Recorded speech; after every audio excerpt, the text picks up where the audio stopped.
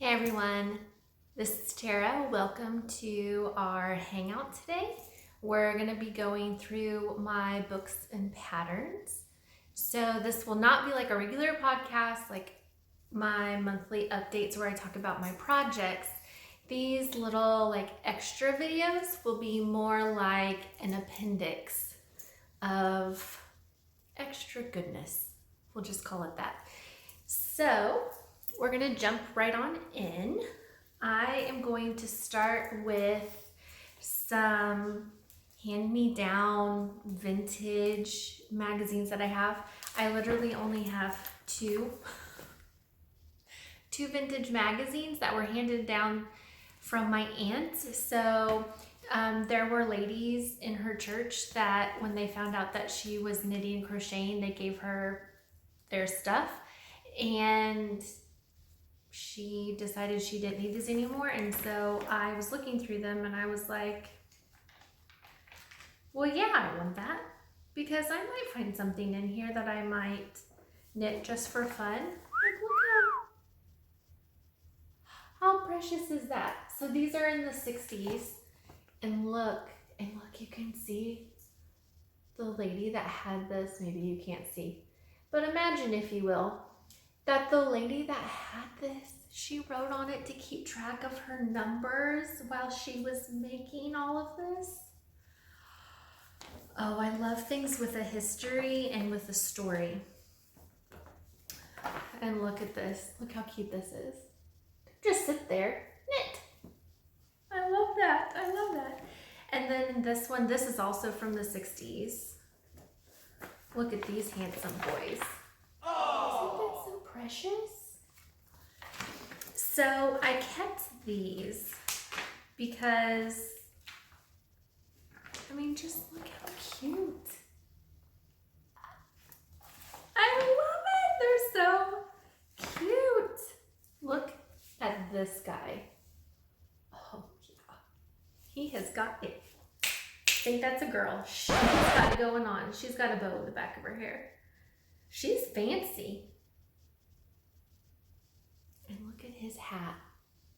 Oh my gosh. So anyway, I haven't knit anything from these because I just got them a few months back. And then I have some random like washcloth stuff. And this is like laminated in here. Oh no, it's in a page protector upside down. That's why I was confused. So this is for a Dutch tile Afghan kit. There's no pictures. It's literally just words. So one day this would actually be really interesting to knit up and actually see what it looks like. So anyway, that's the hand-me-downs that I have. And so we're gonna work our way somewhat chronologically through how I've obtained all this stuff. So starting with my Crochet Stitch booklets. These I've had, I want to say, since the early 2000s. I know I definitely knit them, I definitely crocheted from them when I was in college and made scarves. So, and in here I kept a pattern from a ball band. I made this Afghan, it's downstairs. That's the one that I made in college. And then this is the baby blanket that I made for my oldest daughter. I made hers in white. And at the time when I made it, I didn't even really know or care about gauge. And so looking at this now, I'm like, oh, I wonder if I should have gone down a hook size. I don't know. I would be interested in making another one because it turned out so lovely. So like I said, I used these a ton in college. Then we move into my knit. That's all I have for, oh wait, hold on. I forgot these. So these are my Vanna books. I have 2 of them. Now I've crocheted mostly from this one, but I'm holding on to both of them because, well, right here, gifts. If I need a quick gift, I can come here and find them. There's a baby blanket in here that I've always really, really liked, but I never made because it was knit and I didn't know how to knit. And now looking at it, I'm like, well, that was dumb. Because it's literally, look how cute this is. It's striped with the triangles around it. It's so cute. That's just garter in stripes. And I know that now. Isn't that crazy? How much, like, looking at it now. But I've always really, really liked that blanket. And there are some other things in here. They have little booties and scarves and blankets and hats. And so if I want a gift knit, then I can come to these and find it. So then moving on to knitting. This was, and I guess still is, my oldest knitting book. This is the book that taught me how to knit, or that I learned to knit from, I guess might be more proper. It is broken into sections that teach you how to do different things. I'm having a hard time wording today. It gives you abbreviations for things. It talks about gauge. And then it has like all these different sections. So this is like on edging. There's a section of like ribbing. Here's the rib that I put in my youngest daughter's blanket. So this has been completely worth every penny that I spent on it. I will always have this. I will never not have this. So I'm assuming that you can still get it. You can probably get everything that I'm going to show you on Amazon except for the vintage 60s magazines. Then around the same time that I got the Super Stitches dictionary, I also got this. So I got this in the early 2000s as well. This is Hollywood Knit Style by Seth Cousins. And I liked this because I was in my early 20s and it looked cool, for lack of saying it any other way. And I've only ever knit one thing from this, and that was this needle cover. And I would be interested in making another one, except that I already have a case for my needles, so it wouldn't make much sense for me to make one now. But there are a couple of other patterns that I really like. This is called Magic Wrap. I think that's still beautiful. I would wear that. And then I also like this cozy tweed cardigan. I like that too. If I had like a dream aesthetic, I want to look like the art teacher, like the cool art teacher that wears like funky stuff. But so anyway, that's what I like. And it also cracks me up looking at these pictures because look at this. That is very early 2000s. The zipper around the belly button. Like, what's the point? Some of these, I think, maybe I'll just knit them to see what happens, just to say that I've done it. I do have a couple other how-to books, actually a few. So I have the Top Down Sweaters book by Ann Budd. And in this, she covers the 4 different kinds of sweaters you see here on the back. And this does have patterns that come in it.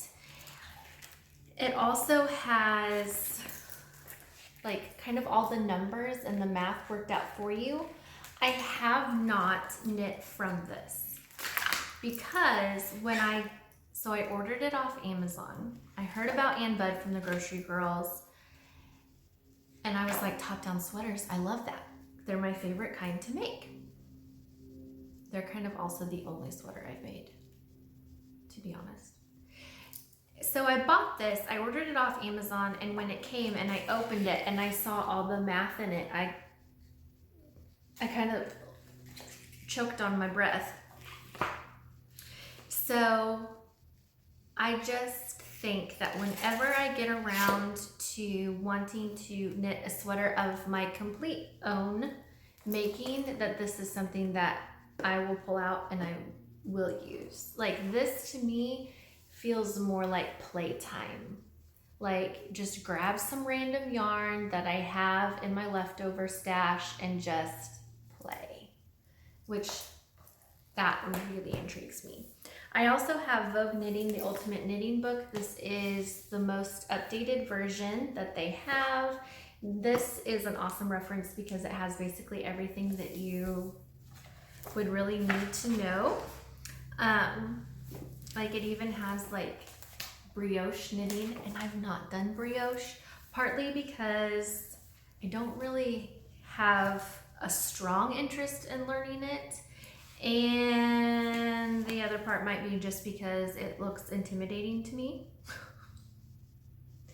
But it has double knitting, all of these things. The loop stitch. There's the Indian cross stitch. That's in the Hipster by Hoki that I want to knit. That's in something I want to knit. Anyway. So those are all good resources. Then we have the 750 knitting stitches. So this is a lot like my Super Stitches smaller book.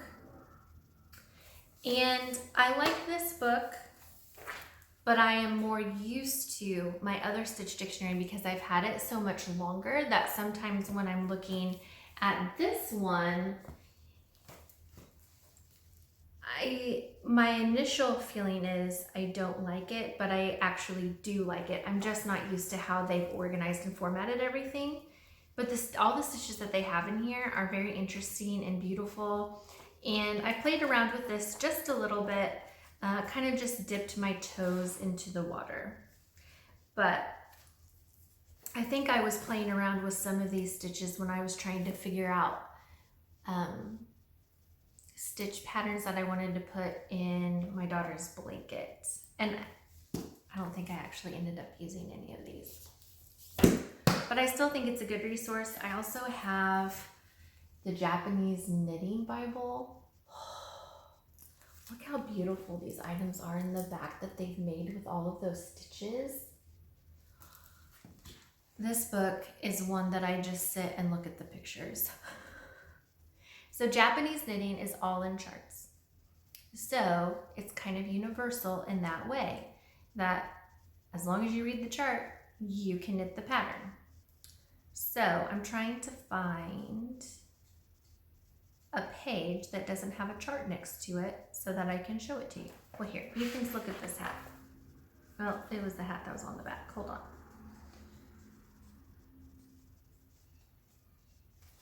So this is beautiful. So like round yolks. That's beautiful. And of course, everything is beautifully photographed. I love the colors of this. It's so beautiful. And I have not attempted anything in this because I need to be able to concentrate, and with 3 little ones around the house, by the time I sit down to do anything at nap time, like it's nap time right now, by the time nap time comes, I just want to sit down, and depending on the morning we've had, sometimes I just don't want to do anything that requires me to do a whole lot of decision making or thinking or concentration. And so that's why I think once the kids get into school or way in the future when we're empty nesters, this will be great because then I can really pour my focus into it. It's just not the right time yet, but that is a book that I love looking at. I also love looking at Rowan's 40th anniversary collection book. And this is also one that I just sit and look through all the pictures. And I just love looking at it. Like, so I love, let me see if I can get this just right, no glare. I love this sweater with intarsia. I've never done intarsia, but this sweater, I would totally intarsia that. I would go there. I would get on that level. And look at this coat. I think that's Martin's Story, I think. But is she not gorgeous? And then look at that coat. And I love the sweater. And quite honestly, if I'm looking at some of these, I'm thinking, do I want the sweater or do I just want to look like the model? Like here, I just want to look like her. How beautiful is she? I just like, I want the flowers in my hair. I want those, I have boots kind of like that. I want it all. So here's that intarsia. I'm gonna try not to show the chart, but is that not a cute sweater? I would totally wear that. I'm not gonna lie, that kind of, like thinking and just even thinking intarsia makes me kind of like, makes my brain freak out a little bit. Because like I said, that's one of those where I'm like, I don't think I'm on that level. I just saw a picture of something else that I just, oh, look at that. That's cute. This is what this book does to me. It makes me so excited. And what I love is that they took some of their most popular designs and they reknit them to make kind of update and modernize them. And they did such a good job. My God, they're so beautiful. Like I can't. Okay, we have to move on. Oh, here's that beautiful coat. I'm in awe at Masters of Colorwork. Because I'll be honest, I can do color work, but sometimes I think maybe it's just my stage in life right now with 3 young children, 1, 3, and 5. I need to be able to like drop my knitting and go. And when I'm working 2 colors or sometimes 3, so I knit with both hands. And the problem is that I try to keep everything as neat and organized as I can. So sometimes I have 1 ball of yarn on my right, 1 ball of yarn on my left. And when I have to put my knitting down, it's like a juggling act. And while it's not a big deal, it's enough of a hassle that every once in a while I'll do some color work, but I don't know. Okay, so those are all of my books that I have. Now we're going to move on to my independently published patterns that I've purchased off of Ravelry. Some are purchased and some are ones that I found for free that I would still like to knit. So how I come across these, there is a system or method that I follow to how the patterns end up in these binders. I start off by going into Ravelry and I just scroll. Sometimes I scroll the what's hot right now. Sometimes I scroll what's brand new. Sometimes I'll type in a search like ruffled sweater and I just scroll. I just scroll and I just browse and I just look and I keep going and any pattern that I see that I go, oh, like if it stops me in my tracks, then I go ahead and I click favorite. This normally happens late at night. Because then what happens is the following night, I'll go back through my favorites and I edit out what I want to keep and what I want to get rid of that maybe I still really like the knit, but personally for me, it's not something I would actually wear or feel comfortable wearing. So since it doesn't actually resonate with my personal style, I take it out of my favorites. So my favorites are patterns that I want to purchase online. My queue are patterns that I have already purchased, but I haven't knit yet. And then my library is just everything that I purchased. So that's how I kind of try to keep track of what I have purchased and what I want to purchase. And then I have a whole method about how I go about doing that, which I'll explain at another time. So In this first binder is all of my patterns that I have printed off, and I do have these organized. I don't have the tabs in them, which I was going to do, but I just have not done it yet. So like here's the Grace Pullover by Denise Byron, and there's some Caitlin Hunter, that's the Montrealer, Spostrico, Expression Fiber Arts, Pip and Pin, I really want to make that one, some Tin Can Knits, Lions Brand, Two of Wands, more Caitlin Hunter, more Expression Fiber Arts, Melanie Berg. Is that not beautiful? It is beautiful. So anyway, there's all kinds of things. So these are organized based on type of garment, and then from there, in alphabetical order by designer. So in my second binder, this is all Andrea Mallory, and she gets the binder all to herself because her patterns were taking up a lot of real estate in my other binder, and I don't foresee myself stopping purchasing her patterns anytime soon, so I went ahead and invested in another binder, and I have room to grow. And both of these binders I bought at Target. And that's it. That's all of my patterns.